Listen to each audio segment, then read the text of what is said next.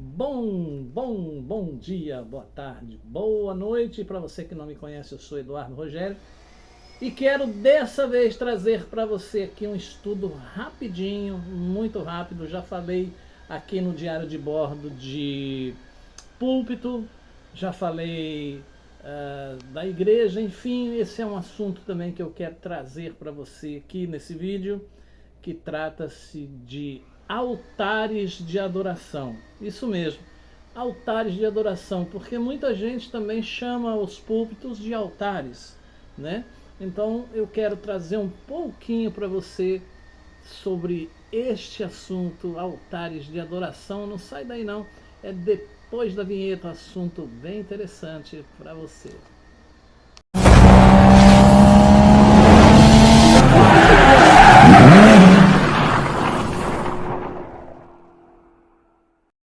Muito bem, vamos aí então a um pequeno resumo, um pequeníssimo estudo sobre altares.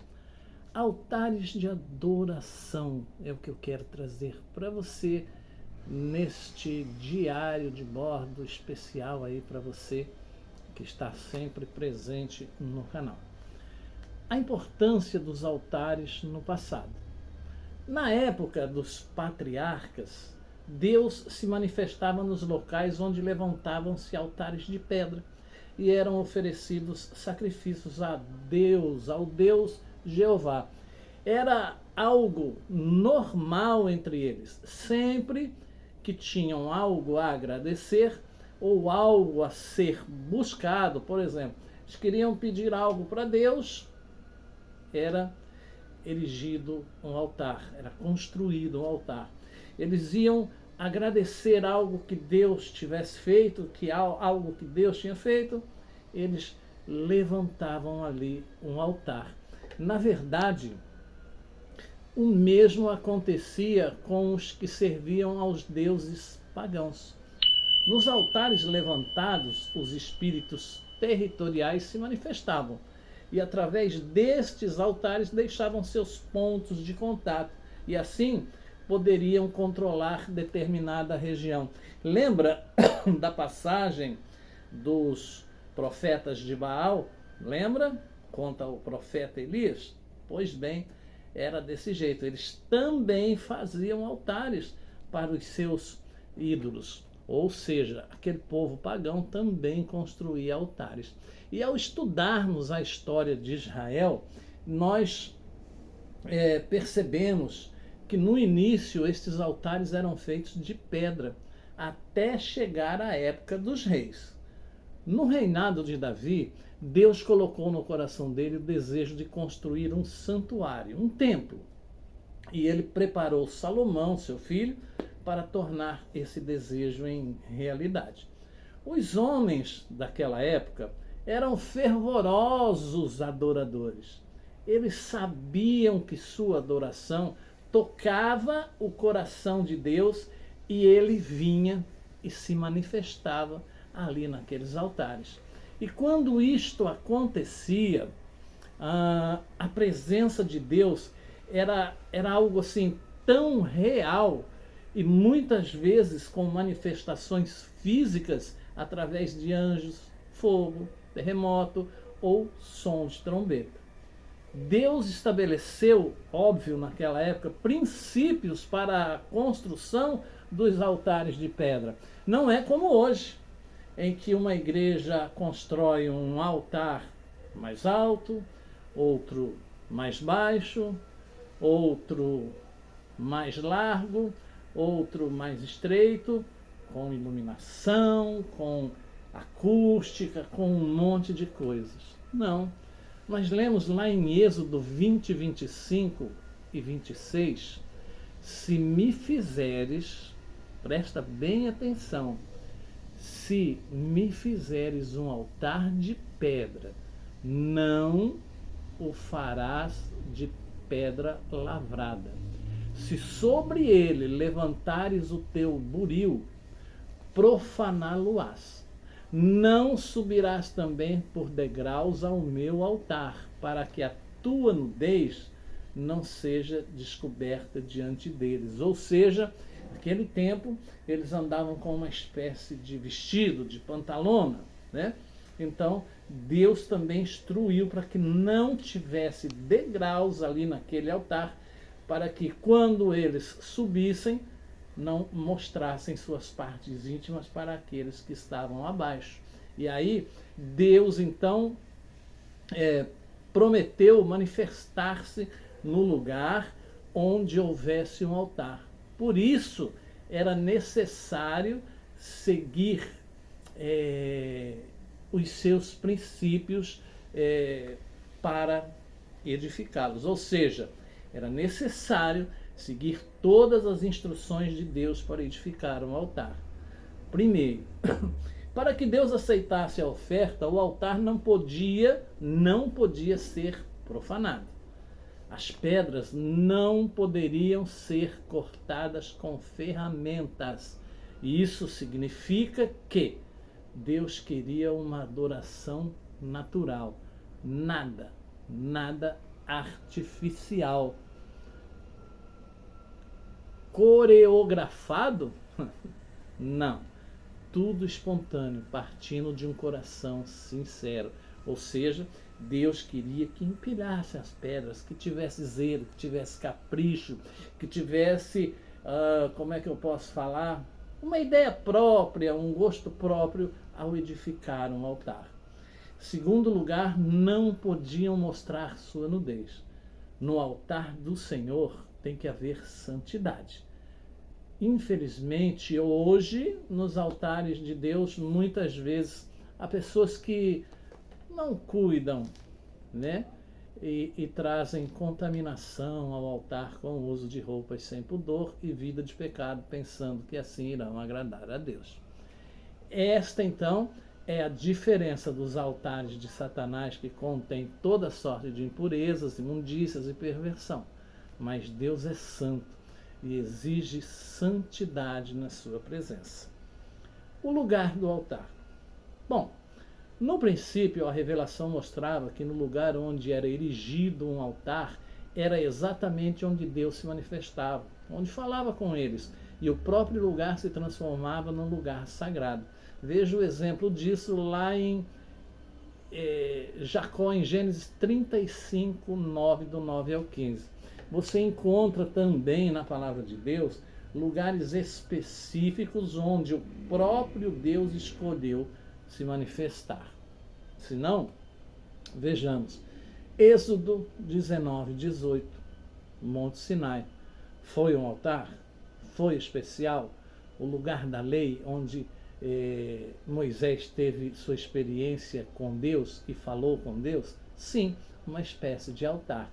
Lá em 1 Reis 18, 19, o Monte Carmelo, passo a passo, até levantar um altar e Deus se manifestar para derrotar Baal e os falsos profetas, como eu já citei aqui para vocês. Então, do altar de pedra ao santuário.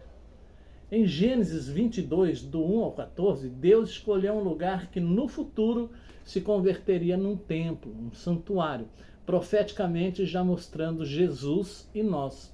Quando Abraão entrega Isaque, Deus escolheu uma das montanhas de Moriá, profeticamente como Jesus estaria sendo entregue como cordeiro pascal. Veja bem, o entrelaçamento do Velho e do Novo Testamento. E no mesmo lugar, Davi é confrontado com seu pecado. E Deus dá ordens para que se construa um altar e assim cessar a praga que estava sobre Israel. O local escolhido foi a eira de Araúna, em algumas traduções, Onã, ou Jebuseu.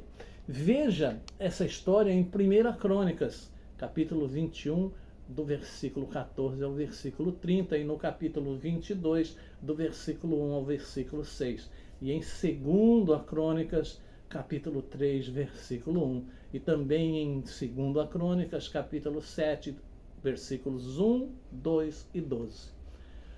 O altar foi levantado, o sacrifício foi entregue e a praga cessou. O mesmo lugar do sacrifício de Abraão o mesmo lugar do sacrifício de Davi, foi construído o santuário de Salomão para o Deus Altíssimo. Crônicas 3, versículo 1. E começou Salomão a edificar a casa do Senhor em Jerusalém, no monte Moriá, onde o Senhor se tinha mostrado a Davi, seu pai, no lugar que Davi tinha preparado na eira de Ornã, o Jebuseu. A adoração é a resposta para os dias de hoje.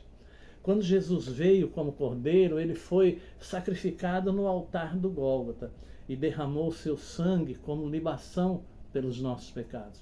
Ao subir aos céus, o Espírito Santo é enviado e este passa a morar no interior de todos aqueles que aceitam a Jesus como o Senhor de suas vidas. Passamos a ser o santuário vivo do Deus Altíssimo. Mas não podemos esquecer que os princípios continuam os mesmos. A adoração tem que ser natural e espontânea. O altar de Deus, que somos nós, tem que estar em santidade. Tá certo? Então, uma vida regrada, uma vida diante de Deus.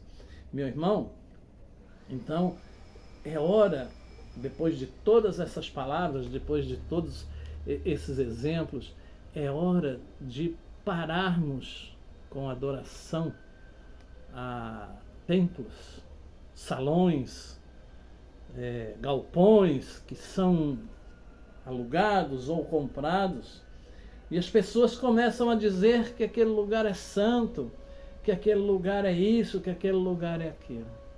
Não. Meu irmão, nós somos hoje o altar de Deus, a partir do sacrifício de Jesus ali na cruz do Calvário. Hoje nós somos esse altar, nós somos o templo do Espírito Santo. Portanto, vamos parar com esse negócio de achar que o lugar lá com ar-condicionado, o lugar lá com poltronas acolchoadas, forradas com veludo, é um templo. Não, é um salão de reuniões de pessoas cristãs. Esse é o verdadeiro sentido. Vamos parar de achar que o púlpito é santo, que não sei o que é santo, que instrumento é santo, que, meu irmão, Deus enviou Jesus para que você, para que eu, para que nós fôssemos livres, fôssemos salvos. Agora depende de nós. Nós não podemos anular o sacrifício de Jesus, não podemos anular o sacrifício de Jesus adorando altares, adorando salões, adorando galpões. Como eu disse aqui outro dia, num outro vídeo, vou trazer de novo para você esse exemplo, para que você entenda melhor. Ah, então porque onde você congrega, lá no salão onde você congrega, lá é santo, o altar é santo, tudo é santo. É um templo porque o Senhor está aqui. Deus diz que não habita em templos feitos por mãos de homens. Portanto, meu irmão, uma suposição, como eu disse no outro vídeo. Amanhã ou depois, por uma questão qualquer, por questões ministeriais ou financeiras, o seu pastor, o pastor presidente lá da sua igreja, decide mudar. Nós vamos para um salão maior, nós vamos para um salão melhor. E muda. Muito bem. Mas aquele salão onde você estava não era santo? Não tinha a presença de Deus? E aí abre um bar lá, de repente, alugou para outra pessoa. E aquele púlpito, aquele espaço, aquele lugar mais alto, de repente pode virar um lugar para dançar, um lugar para se tocar música ao vivo, mas não era santo, mas não era consagrado a Deus. Portanto, meu irmão, vamos parar com esse negócio de isso aqui é santo, não sei o que é santo. Meu irmão, é apenas um local onde você vai para adorar a Deus, para servir a Deus, para prestar culto a Deus. E prestar culto hoje também está muito difícil, porque as pessoas esquecem do verdadeiro sentido de culto. Culto é ir agradecer. Culto é ir se doar, dar. Mas hoje é tudo invertido, tudo ao contrário. Culto é para buscar. Venha buscar sua vitória, venha buscar sua chave, venha buscar seu dinheiro, venha buscar sua casa, venha buscar seu carro, venha buscar seu emprego. Vai lá, pesquisa um pouquinho o que é culto. Qual o significado de culto, de cultuar. E aí então, meu irmão, vai abrir melhor a sua mente e você vai ver que nem todo altar é o altar de Deus e nem todo salão é um templo.